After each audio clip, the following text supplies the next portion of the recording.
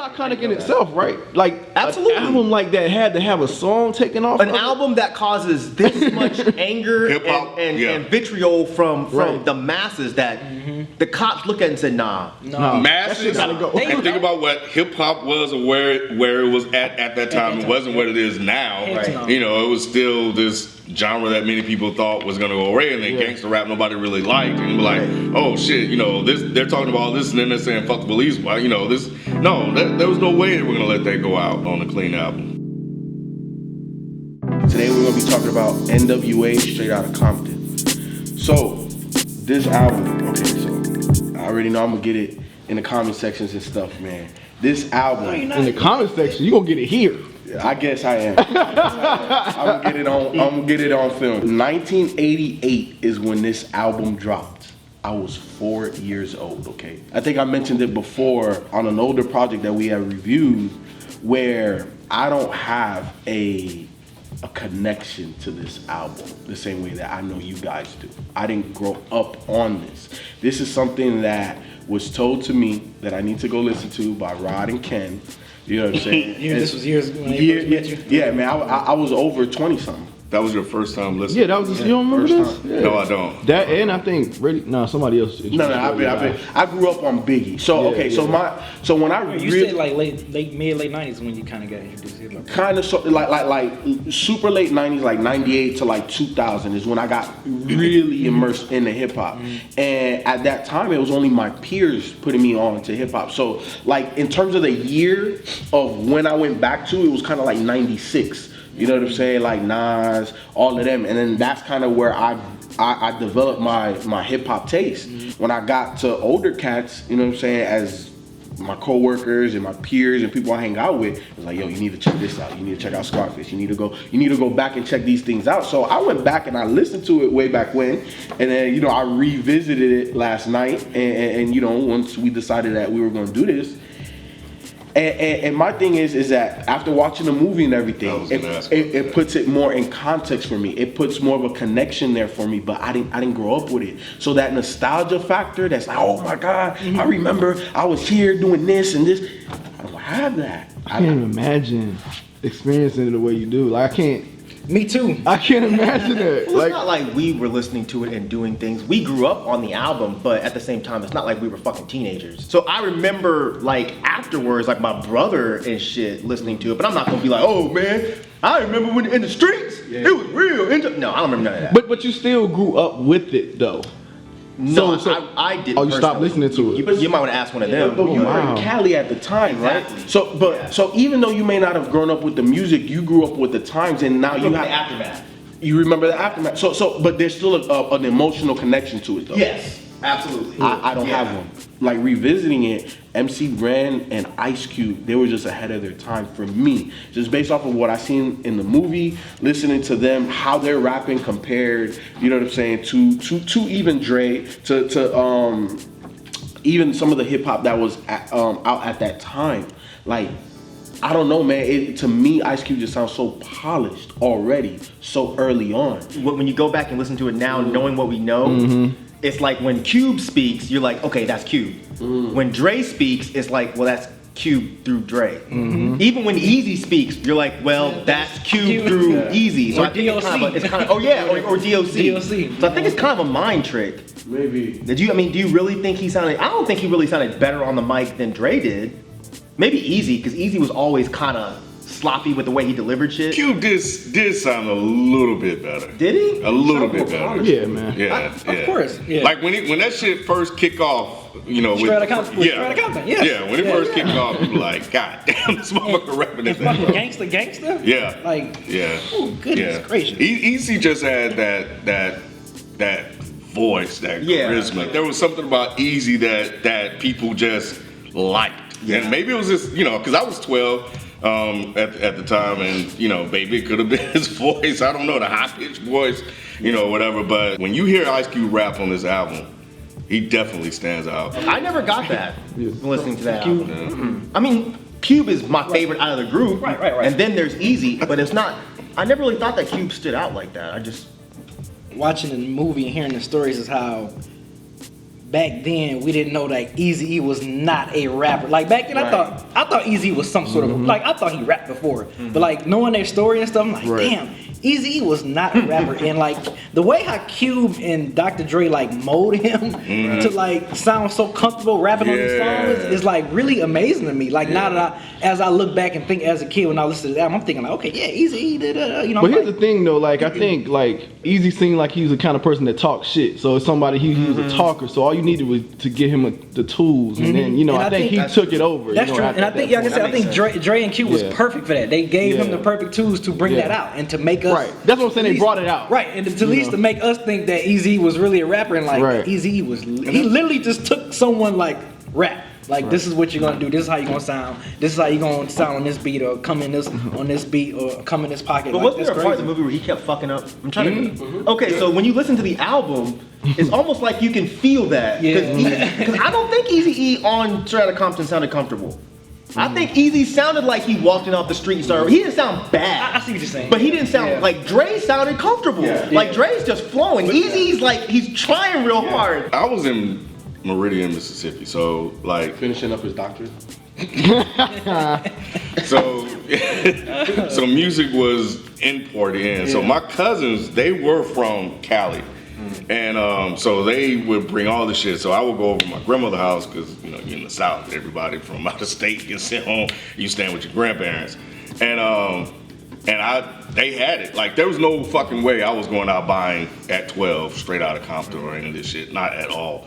Most of the music I heard at that time were people older than me that had it, and I would be in the back room where they were at. They were probably out on the street somewhere, and I would just sit there and just play it and just listen to it. Like going back to what you were saying, Rod, like we grew up with it over time because, you know, it wasn't disposable. Like going back to I Ain't the One, you just think about what that song kind of teaches you, especially as a 12-year-old. It's like, yeah, man, don't get played. You know, watch out for this, that, and other. Yeah, like a but there's some values that there's some things that you're picking up that at 12 I didn't know. Yeah. Come on, you were picking up values from that song? That's Ice Cube basically saying women ain't shit. He was like, no, he was saying, you said fuck the police. Fuck the police too. No, he was saying, fuck the police. He was saying, don't let a woman. But I think the overall message of that song was, and most of the album. That's what you took out. You a liar. That's what you took out. I didn't hear any of that shit. I didn't hear women weren't shit. I didn't hear that at all. I'm the only one here that heard women ain't shit. I heard this motherfucker Are trying y'all to... fucking serious? I think so, man, because I remember just thinking this shit is gangster, man. This shit No. Don't try to twist it to something else. Y'all not gonna make me look like I'm just like, No, oh, I'm not. You the only one. Yo, both We y'all. we know now, but I think growing up with it, I don't think I looked at it like that. I did. Oh, okay. So you're saying at the time you didn't take that, Yeah. but now looking back. Oh, yeah, look at that. Oh, okay. Got it. I'm like, what are y'all? Okay, no. Okay, I got it. I got it. I'm not thinking about that shit. I'm thinking about, this boy trying to play me for my money. But yes, for me, this was one of like, because '88 was like the year I pretty much first got into hip hop. EPMD Strictly Business was like my first hip hop album I purchased, like on cassette tape. Then I had Long Live Kane. Follow the leader. Like, what else? And then this was Straight Outta Compton. Like, Straight Outta Compton was one, and my dad was really pretty much cool with me listening. My mother was the one like, why they gotta have so much cussing and so much stuff? But my dad didn't mind because he can hear some of the samples. He'd be like, oh, I got that record. I got this record, or whatever. So, which would always be cool. So he'd be like, oh, that's a James Brown little sample right there he using. So I didn't really know about I didn't really appreciate all the sampling that Dre was doing on that album at the moment until later on. Later on I was like, damn, Dre was really doing some soul sampling on a West Coast album that wasn't like considered popular back then in the late '80s. And then granted, people, this wasn't the first gangster rap album. I mean, we had gangster raps. I'm pretty sure you guys know too. That is gangster. Ice-T, thank you. Schoolie D, like we had gangster rap before N.W.A. It was just the fact that N.W.A. just had that. They had that push, man. They had controversies surrounding fuck the police. Right. And they sounded angrier. Ice-T didn't really sound angry. He just sounded mean. N.W.A. sounded pissed off. Yeah. To me, when I put Straight Outta Compton on, even though I have a personal connection to it, when I put it on, I don't really enjoy it like I used to. Because it sounds very dated. Yeah. The production sounds extremely dated. It does. The rhymes sound extremely dated. if I didn't have a personal connection to how important that album is, and the fact that it's a landmark of musical history, if all of that was removed, I would not enjoy it that much. I agree with you. But like if I was younger, like if I introduced this to like a 15-year-old and they were just like, oh no, this is terrible, I wouldn't argue with them. Yeah. So like I get it. I would. Yeah. Well, but there's no point because it does sound compared to what comes out now, it sounds dated. The rhyme schemes are very ABC 1, 2, 3. If you really think about it. Yeah, Straight Outta Compton, crazy motherfucker named Ice Cube. From the group called Niggas with Attitude. No, I yeah. Compared to dudes that are like. So it's the rapping is a little bit more advanced, but terrible. I don't know. I've heard That's the connection, Ken. That's the connection. Yeah, That's the connection. Hey, That's the Ken, connection. you also have to understand where people dive into hip hop at first, right? Because like my hip hop base is 96 and up. Right. You know what I'm saying? Anything before that sounds old as shit to me. Like this is a great album for its time. This is an iconic album. This is an iconic album. This is iconic album. Because look how many trees it birthed. Like, Of course. You can always go back to it and listen to your favorites and all of that. But the question posed is it timeless? And I don't think it is. Honestly, I don't think it is. So it's iconic, but it's not timeless? Aesthetically, it's not timeless. But Aesthetically. But I think that again, this album is. It's a landmark in musical history, Right, like, it's and that can never be beyond the taken. sound. It's way beyond the sound. Exactly. Sound-wise, it sounds old. But when you're talking about themes, when you're talking about message, when you're talking about how hard something hits, I don't think anything can really touch this album because this album fucking hit everybody. And if you think about it, It's like still relatable now. Today. yeah, right it is now. relatable now. But when I was 12 listening to this, like I wasn't thinking that this album was going to become as important Right. as it ended up becoming. Like it's just like we knew about like you are aware of the issues. Because you with had the public police. enemy came out. But it never went away though. That's why I knew it would still remain important because in the Well, I'm talking in the time of listening to it. Like, I'm just like, man, this shit is just dope. Dude, killing or whatever. Man, I like this song, and that song, but like I wasn't thinking about the social relevance of it. Like, fuck the police. Like, yeah, man, fuck the motherfucking police because you knew the police were fucking with us. In Sacramento, we didn't really. Yeah, it was some Like when you're 10. When someone says "fuck the police," you wanted to say it because it said "fuck" in it, but we weren't like, "Man, the police be fucking with us." I was 10. I was 12, so I was shifting over to being 13, hanging around older cousins that curse, that want to rough you up because they don't want. And I listened to it because my older cousin. Yeah. You being 12 in Meridian, Mississippi, obviously the racial tension and divide and all of that. How was "Fuck the Police" received by the black community there? Like, was it an anthem there as well? I you don't can't remember? Okay, answer That's that a little question because deeper, again, I was 12. I wasn't really out like that though. Right. You know, just with your cousin, your family. Yeah. I'm at my grandmother's house, and they out somewhere, or they'll come and you don't know what it's doing into the community. Yeah, I don't know about.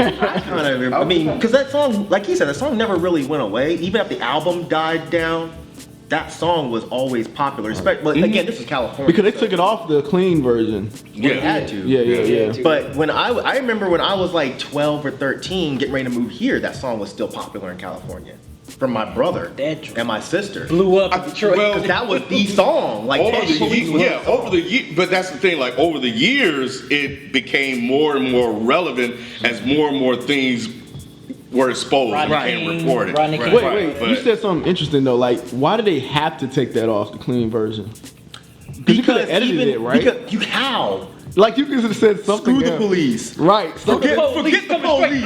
Right. A young guy getting mad because I'm brown. No, you couldn't. It was just like I think they took off the clean version because at that point that song was already known and the cops were already pissed off about it. Yeah, I think it's because the cops was picking up. But you said that they had to take it off. They did. They had to take it Why off. did they have? Because the police are mad about it? No, because there was just no way for a clean version of an album to have "Fuck the Police." Right. Because you already knew that song was already huge. And it was already causing so much controversy. And again, I was only 10. But even by the time I was 12, 13, I still remember the fact that that song was causing so many issues, especially because we were relatively close to LA and we would drive to LA and you would see gangsters. There was just no way to have a clean version of that album. Like when's the last time an album's done that? And you're like, you know what I'm saying? Like, you take a song off of that shit. Yeah, like, this song gotta go.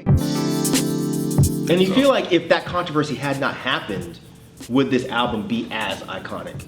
Because people that were listening to hip hop, of course, we loved it. But had the cops not gotten so upset, had these judges not gotten so upset, would this album have been such a landmark? I don't think so. Right. If you take that song off, because that fueled them. To, when the government was coming after them, they're like, shit, hell yeah. We on to something here. We on to something. That's actually a good point. And I didn't even think about that. So now thinking about it, if you take that, remove that song from the album, it probably is a little less impactful. It's memorable. Yeah. Right. You know, for us. Yeah. You know, because of our age, but it doesn't like penetrate the world the way that it did because of that one song. That album made hip hop scary. It did. To white people, to upper middle class black people. That album made hip hop be like, oh shit, all right, these motherfuckers are crazy. Yep. No, they that really, for real. It's really, They wearing black. They wearing black clothes. They had guns and like interviews and shit. No, easy. AR-15. Like, right. They was scary. I remember thinking that the N.W.A was scary. Like I remember. Yes, I remember everyone thinking did. But now when you look back on it and you realize that no, these guys were just talking about what was going on. Right. It was reported. And that is what was going on. Yeah. There were areas you couldn't drive through I past remember 6 o'clock. because back then I used to be so scared of LA. I'm like, man, I ain't gonna never go to LA. It's dangerous there. It was Then that I found and the out movies. A couple years later, That and the Detroit movies was had me like, scared of LA. Like I was like, You said that and the movies had me scared of Colors? Like, Remember Colors? and all that Yeah. shit. Yeah, I'm man. like, I don't know, used wanna to go to LA. LA Like, is why would bad. And I was like, wait a minute, Detroit is even fucking worse. I know, right? I know. I'm like, wait a minute. Damn. Where I'm from is bad too. This album is iconic because it marks a moment in time in history. It's something that is still ongoing and is still relevant to today. They changed the outlook of what hip hop is, you know what I'm saying? It made people scared. If you took it in that light, like, it allowed you to view a society from a different lens, you know what I'm saying, of inequality and things that are happening. And then this is what happens when you keep oppressing us, you keep oppressing us. Fuck the police, fuck this, fuck that, like, you know what I'm saying? So I think that's the reason why this album is iconic, man. You cannot remove it from hip hop history. It will always be there. This album is iconic because I think I mentioned this before, but like, look how much it spawned off, like careers and great other classic hip West Coast albums that we got from this. I mean, just from The Chronic, Doggy Style, Spice One, DJ Quick. I mean, just think of just think it was like that root. To me, it was like that true West Coast root that just grew and just sprung, and we just got all this amazing art, man. And yeah, I mean, just from Dr. Dre to Ice Cube, and me being like, especially back in that day, like I was such a huge Ice Cube fan. Straight Outta Compton, why it's iconic.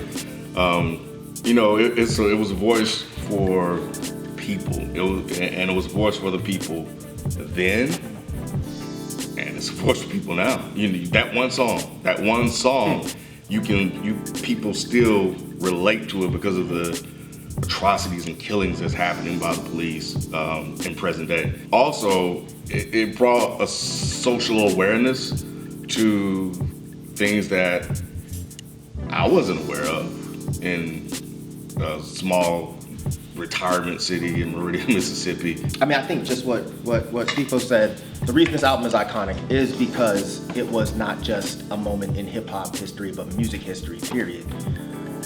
This album, we knew about South Central through Ice-T, but we did not really know Compton. Like, we did in California, but that album made motherfuckers really look and be like, what is this Compton shit? Like, what's really going on in California, in Compton? And this album represented the voice of the youth at the time. You know, this was what the younger people were really feeling. They were feeling like they were being fucked with for no reason. They felt like they were being killed for no reason, beat up, for no reason. And beyond the album's sound, I don't think that was that important. What was really important was what these dudes were saying. And people say hip hop news, and that sounds hokey in 2017. But at the time, that didn't exist. Like there really was, like these news crews were not going into these neighborhoods to find out like why are people dying, who's dying, you know, how many people are dying. So we had to depend on music to do that. And this was, I don't want to say it was the start of it, but it was like the explosion of it. Like this was a changing of the guard. This was a changing of the attitude. This was when people got pissed off. And that's what makes this album iconic to me.